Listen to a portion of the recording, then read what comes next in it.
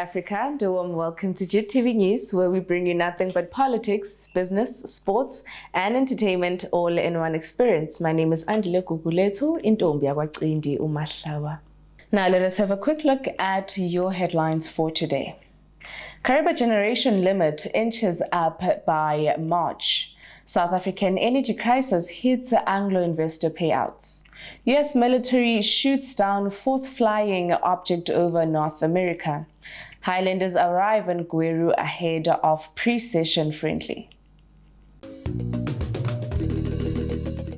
Now, Zisa Holdings and Zambia's ZESCO have had a generation limit on the Kariba power stations inched up to 350 megawatts each from 300 megawatts, pending further review at the end of next month as the Zambezi River Authority built up reserves for increased power production ahead of the electricity-intensive winter wheat crop. With nearly 6 million cubic meters of water in the lake that can be used in power stations. However, this is still low to influence an upward review of the winter allocation of power generation, paving the way for increased production. President Cyril Ramaphosa announced on Thursday that government will increase social grants to cushion the poor against rising inflation and living cost in his State of the Nation address. The state has a duty to provide a minimum level of protection below which no South Africans can fall, Ramaphosa said. In addition, he said that millions of South Africans cannot provide for themselves and their families as a result of a rising cost of living. According to him, the government will maintain and continue the 350 social relief of distress grant to reduce the rising cost of living. Moving right along now to the African news.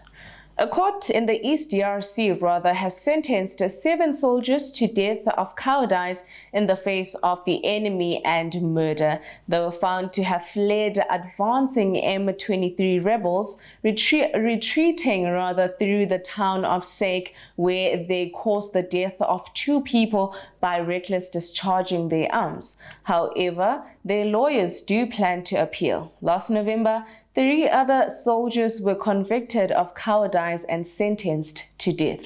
In DRC, death sentences are commuted to life imprisonment. On to the international news now. The U.S. has shot down another unidentified flying object in the 4th military operation of its kind this month. President Joe Biden ordered it to be downed near Lake Huron, close to Canadian border on Sunday afternoon. The object could have interfered with commercial air traffic as it was traveling at 20,000 feet. A Pentagon statement said it was detected above military sites in Montana on Sunday, it added. The incident further raised questions about the spate of high-altitude objects that have been shot down over North America this month. Moving right along now to the business side of news. Contago Holdings, a London alternative investment market listed coal miner, has taken delivery of key equipment for its coal washer plant to be constructed at its Lubu coal project in Hwange, ahead of scheduled first coking coal production and sales expected to start by March this year. The company reported that the wash plant arrived at site on February 3, 2022 and has been unloaded ahead of assembly. The company also expects to take delivery at the site of its surface miner. Has a cutting width of 2,200 millimeters is ideal for selective mining and can mine up to 500 tons per hour, the company said in a statement.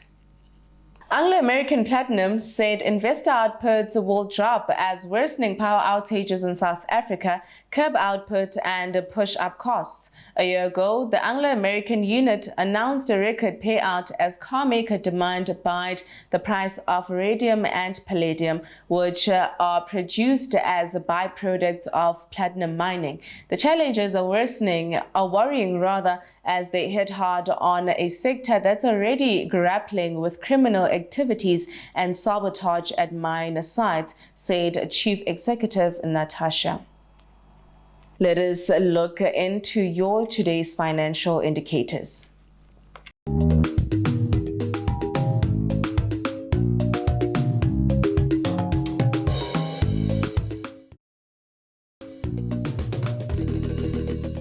Lastly, moving on to sports news now, we have Highlanders who have arrived in Gweru ahead of their pre-session friendly match against the PSL newcomers Shisham this afternoon. The match will be played at Ascot Stadium in Midland City. Kickoff time is 3 p.m. afternoon. The friendly match will see coach Baltema Brito assess his new signing for the first against an opposite side. Bosso recalled keeper Reward Musa from loan at Bulawayo City, while defender Andrew Dandy renewed his contract. However, Dandy has not played under Brito after he spent 8 months on the sidelines following a leg injury sustained before the appointment of the new coach. Now on to your JIT-TV News with a report.